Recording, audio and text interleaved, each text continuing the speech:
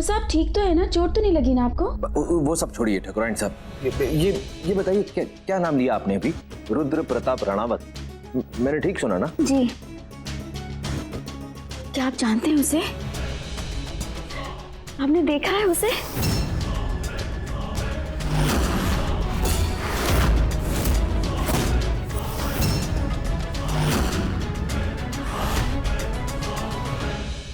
ठाकुर साहब, शायद हमने अपने अतीत और अपने बेटे के बारे में बात करके आपको तकलीफ पहुंचाई। तकलीफ? नहीं ठाकुराइन साहब, तकलीफ किस बात की? ये तो खुशखबरी है। आपने इतनी बड़ी बात अचानक ही हमें सुना दी तो थोड़ी देर के लिए चकित हो गया था। तो चंदनगढ़ में रहता है आपका बेटा? जी। 3 दिन बाद शादी रचा रहा है? जी। ठाकुर साहब, आपसे कोई मिलने आया है, नीचे इंतजार कर रहा है। जो भी है उससे कहो चला जाए अभी, कल सुबह दिन में आए। जी हुकुम। मैं अभी आया ठाकुराइन साहब। गायब नहीं हुई हूँ कहीं, और ना इस उम्र में चोर उठा के ले जाएंगे। याद तो होगा आपको, घर में शादी चल रही है, रोज रोज की सजावट और ये जो खाने पकवाने बन रहे हैं, ये क्या मेरे दहेज में से आ रहे हैं? पापड़ बेलने पड़ते हैं इसके लिए। ज्यादा कुछ नहीं, बस थोड़ी सी हरारत हो गई है। हमारा सुमेर मन डॉक्टर के पास लेकर आया है। डॉक्टर के पास इस वक्त? अब मैंने तो तबीयत से कहा था कि आज खराब ना हो, कल खराब हो जाना, गन्ने का रस पिलाऊंगी तुझे।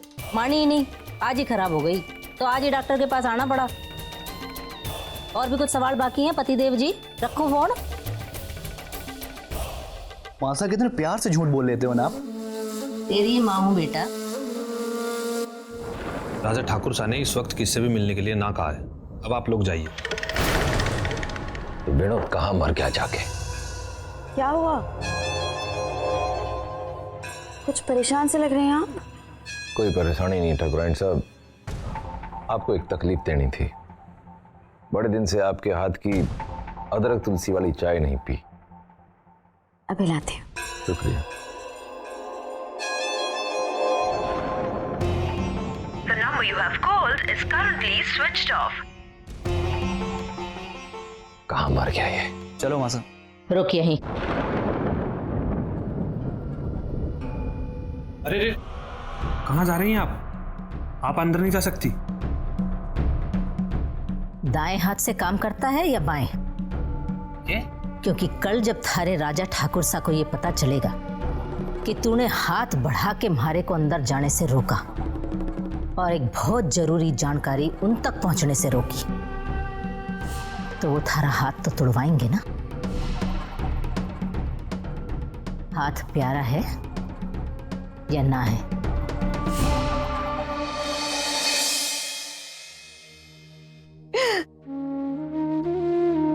मैथिली, क्या हुआ? थक गई हूँ, बर्दाश्त नहीं होता हमारे से। 5 साल हो गए हमारे ब्याह को और मैं माँ नहीं बन सकती। अगर ये बात मैं भूलना भी चाहूँ ना तो दुनिया वाले हमारे को बोलने नहीं देते। अभी भी वहाँ 3 औरतें आपस में बात करते करते ताने दिए जा रही थी कि शांत हो जाओ, परेशान मत हो। कैसे शांत हो जाओ? ये लोग आए हमारे को शांत होने देंगी तब ना। जो भी आता है सबसे पहला सवाल यही होता है कि मैथिली बेटी कब खुशखबरी दे रही है। कभी कभी तो मन करता है ऐसे खींच मचती कि जाकर बोल दूं, झूठे बोल दूं कि हाँ मैं पेट से हूँ, माँ बनने वाली हूँ। दुनिया की बातों पर इतना ध्यान मत दे। नहीं देती मैं उनकी बातों पर ध्यान। अगर हमारे पास उनके सवालों का जवाब होता, आप ही बताइए, 5 साल का समय भी तो कम नहीं होता ना।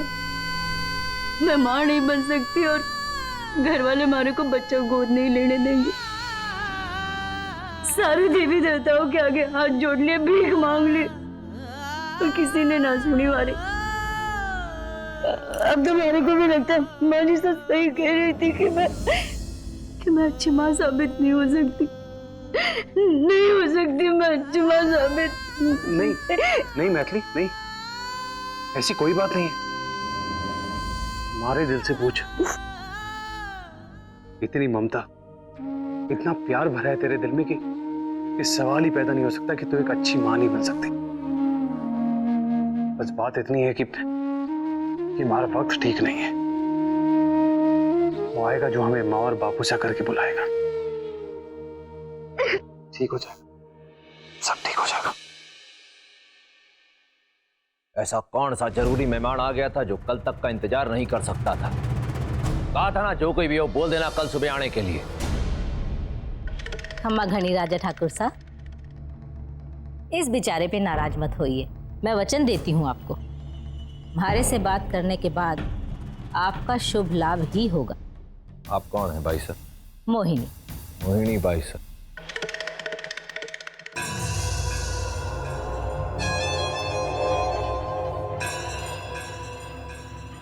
अब इतनी रात गए आप आई हैं मोहिनी भाई साहब, तो कोई वजह तो होगी। बस ध्यान इस बात का रहे कि वजह बड़ी हो, नहीं तो उठा के बाहर फेंकवा दूंगा।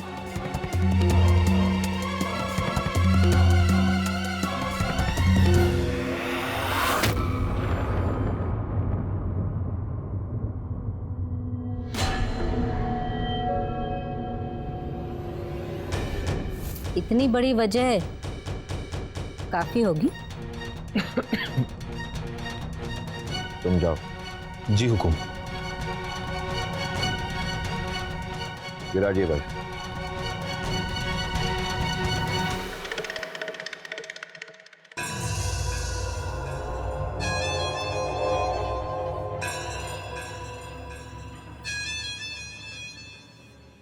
ये कहाँ मिली थारे को?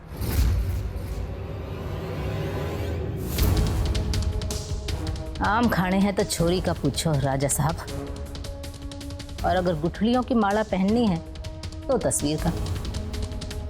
साफ बात करो। छोरी हमारे पास है, हमारे घर में। मैं सारा विश्वास क्यों करूं? पार्वती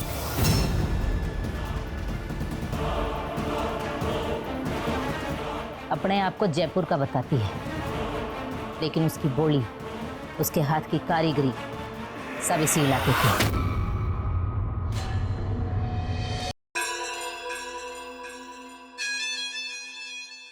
थारे घर पे क्या कर रही है वो? अभी तो सो रही होगी, पर 3 दिन में उसका ब्याह होने वाला है हमारे भांजे से।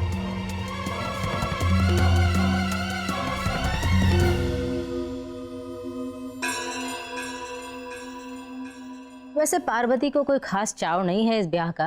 रुद्र के नाम से तो कांपती है वो। क्या क्या क्या नाम लिया आपने? रुद्र, रुद्र प्रताप राणावत। नाम से याद आया आपको, नाम क्या है उसका? रुद्र प्रताप राणावत।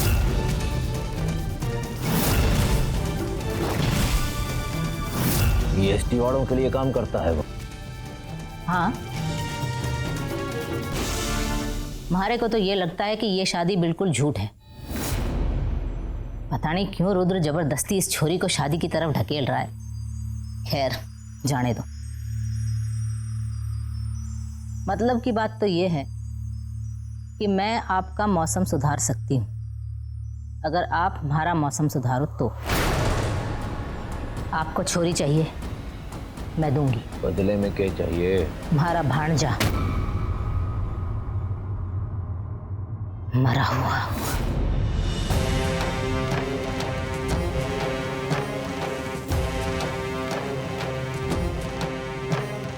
सारा भांजा है ना वो, मारना क्यों चाहती हो उसे? नफरत करती हूं मैं उससे। हालांकि ऐसी कोई दुश्मनी ना है, एक ही परिवार के हैं हम लोग। आप देखना उसकी मौत पे कितना जोर जोर से रोऊंगी मैं। तो आप उसे हमारे रास्ते से हटाएंगे, सौदा पक्का?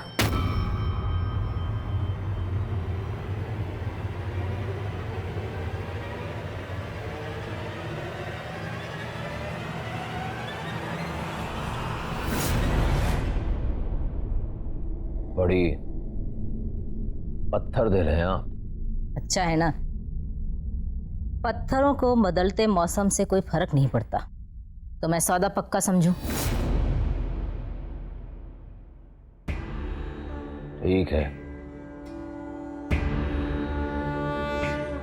लड़की कब मिलेगी मारे को? आप हमारे रास्ते का कांटा हटा दीजिए, मैं आपके रास्ते में फूल ही फूल बिछा दूंगी, उससे पहले कुछ ना हो पाएगा। मोहिनी बाई साहब,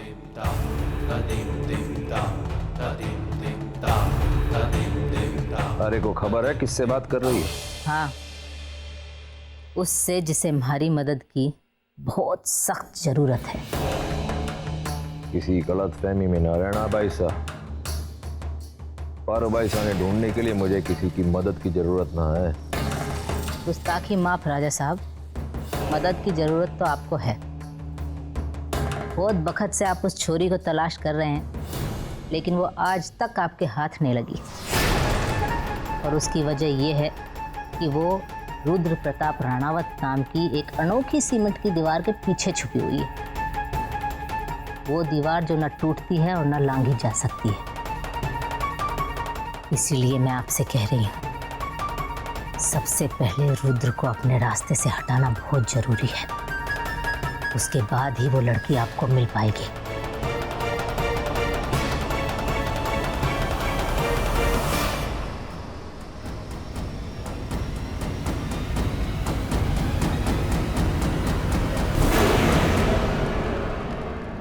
ठीक है, आप हमारे संपर्क में रहिए। खमा घनी। घड़ी खमा।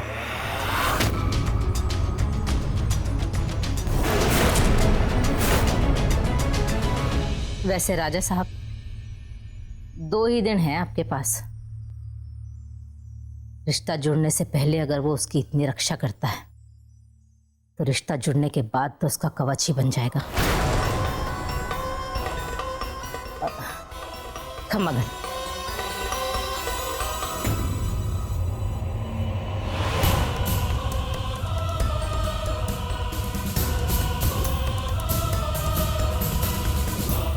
कौन था? किससे बातें कर रहे थे आप? वो सब छोड़िए ठकुराइन साहब, आप बैठिए।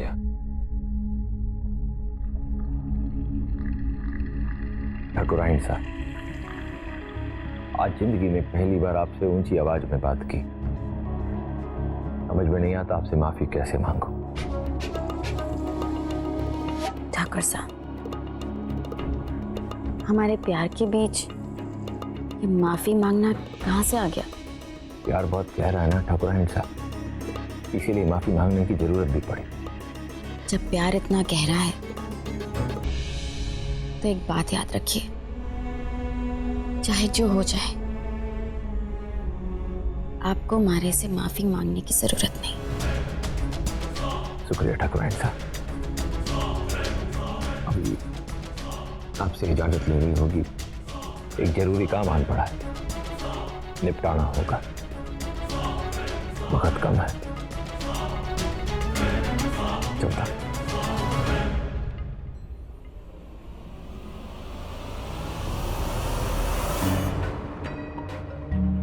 हमारा भांजा मरा हुआ। सबसे पहले रुद्र को अपने रास्ते से हटाना बहुत जरूरी है, उसके बाद ही वो लड़की आपको मिल पाएगी। चाहे जो हो जाए, आपको मारे से माफी मांगने की जरूरत नहीं। याद रखिएगा ठकुराइन सर, चाहे जो हो जाए। ठीक है ना? जी।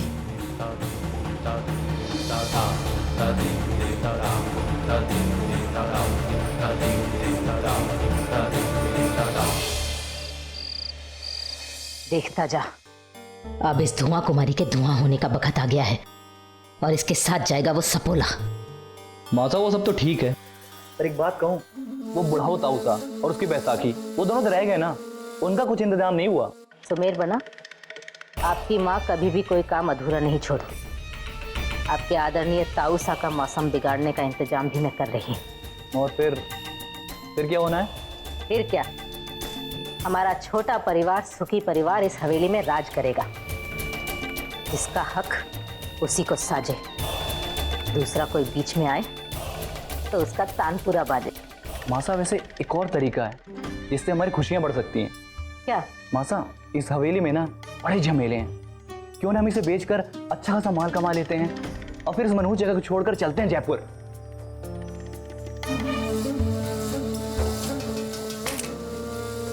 मासा मारा मत कर, मैं बड़ा हो गया हूँ। बड़ा नहीं हुआ है तू, बस धरती पे हर तरफ फैल गया है। अगर बड़ा हुआ होता ना तो बड़ों जैसी बुद्धि आती तेरे दिमाग में। हवेली बेच देते हैं, जयपुर चले जाते हैं। जयपुर जाके करेगा क्या तू? हवा महल में हवा बेचेगा? क्यों, हम वहां जाकर धंधा नहीं कर सकते क्या? लोग कहते हैं जितना बड़ा शहर उतना ही बड़ा उसका पेट होता है। हम जैसे को खा लेगा और डकार भी नहीं मारेगा। अरे हजारों लोग होंगे वहां धंधा करने वाले, और तू है ये चंदनगढ़ में बिना अपने माँ के नाम की धमकी दिए एक सौदा नहीं पटा सकता। तू जयपुर जाके कौन सी आग लगा देगा? माता, ऐसा कुछ नहीं है। मैं बहुत कुछ करने की ताकत रखता हूँ।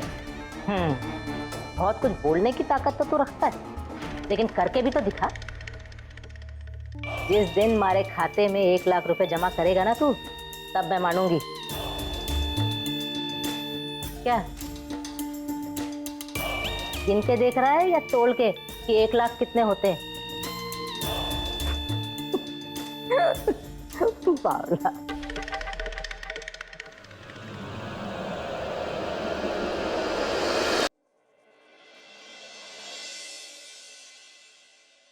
क्या हुआ?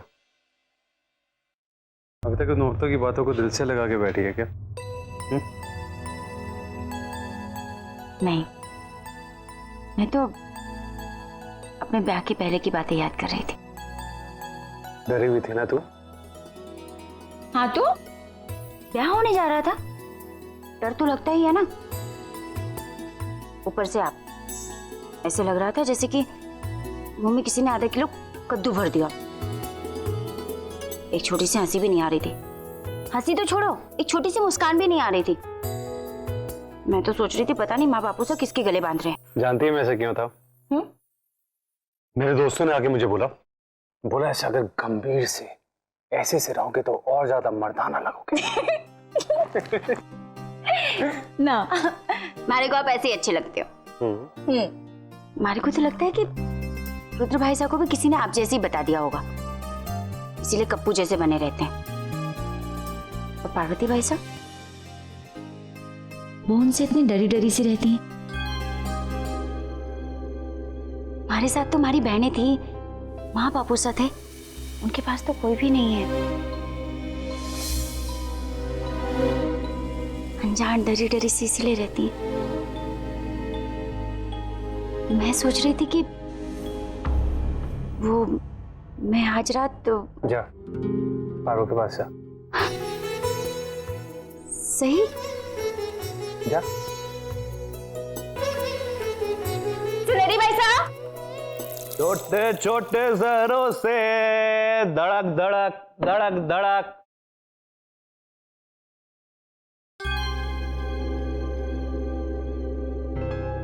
अरे तुझे कहाँ कहानी ढूंढा मैंने, और यहाँ पर बैठा है तू। हमारी तलाश, हमारी जरूरत। ऐसा भी क्या हो गया भाई साहब? तो कल मासा का डॉक्टर के पास लेके गया था ना, सब ठीक तो है ना? भाई साहब भी ना, मासा में ना बड़ा दम है, जरा भी कमी नहीं आई उनकी आग में। आज भी हमारे सपने वैसे ही जला रही हैं। हवेली बेचकर जयपुर जाने की बात कही थी, उल्टा चपेट मार दी मारे को। क्या बकवास कर रहे तू? ये घर बेचेगा? हाँ तो इतनी बड़ी हवेली है, कीमत पता है इसकी? अगर आज बेचे ना तो करोड़ों मिलेंगे, करोड़ों। तो मेरे घर की कीमत नहीं लगाई जाती है। ऐसा नहीं है यहाँ पे। फालतू को भाषण देकर किसका दिल जीतने की कोशिश कर रहे हो आप? हाँ? जब देखो मासा को मक्खन लगाने में लगे रहते। बहुत पी लिए, जाके सो जा। क्यों क्यों सो जाऊं मैं? आपको जिंदगी में तो आगे बढ़ना नहीं है, आपको बड़ा आदमी तो बनना नहीं है। मासा को इस नरक को छोड़ के जाना नहीं, लेकिन इसका मतलब ये बिल्कुल भी नहीं है कि मैं इस नरक में सड़ता रह जाऊं। सुमेर, तूने बहुत पी ली है, होश में नहीं है तू। हूँ, मैं होश में हूँ, पर आप नहीं हो, पर आप कभी रहते भी नहीं हो यार। क्या हाँ, मासा के पीछे उनकी पूंछ बनकर घूमते रहते हो, उनको खुश करने की कोशिश करते रहते हो और फिर हार कर मुंह के बल गिर जाते हो। आप कभी मासा को खुश कर ही नहीं सकते हो। अरे जो आदमी बच्चा नहीं पैदा कर सका वो जिंदगी में क्या सुना?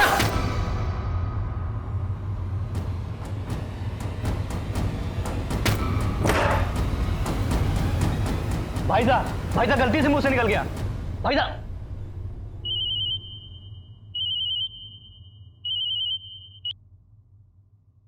हेलो, राठौड़ बोल रहा हूँ। जियो बना साहब, क्या हाल? हाल चाल आप फरमाओ बनना, अपने भी अपनी हवेली के भी। एक हफ्ता हो गया 5 लाख दिए।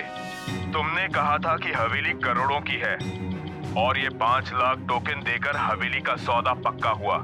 अब बात आगे क्यों नहीं बढ़ा रहे? हवेली के कागज तक ना दिखाए तुमने, ना हवेली दिखाई और ना तुम दिख रहे हो। चल क्या रहा है बनना? बना साहब माफ करना, वो दरअसल घर में ना ब्याह चल रहा है तो फिर उस ब्याह, मुंडन, मौत, सारे बहाने खर्च कर चुके हो। बस अब और नहीं, भाड़ में गया सौदा। पर राठौर साहब, और कुछ ना कहना है ना सुनना है। 2 दिन में मुझे मारे 5 लाख वापस ला कर दे दो, नहीं तो मैं आपके घर पधार के आपकी मासा से वो पैसे वापस लूंगा। बना साहब मैं कुछ करता हूँ। 2 दिन कुछ कम है, 1 हफ्ते के अंदर कुछ ना कुछ 2 दिन मतलब 2 दिन, बात खत्म।